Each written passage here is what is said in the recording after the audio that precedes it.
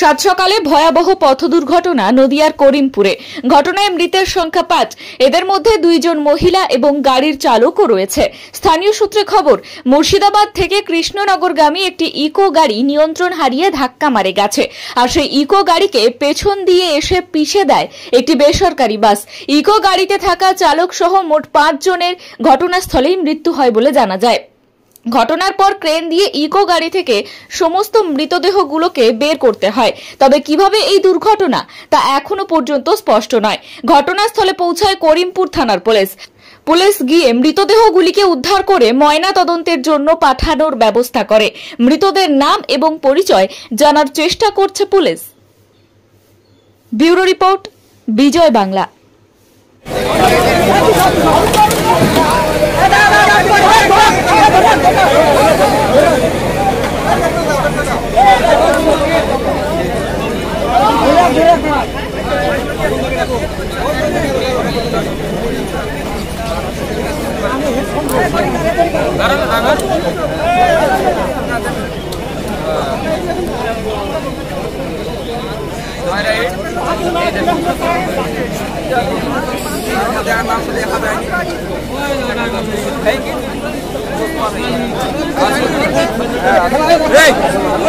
ভাঙা পানি তোমার ভিতরে ঢুকার কি দরকার?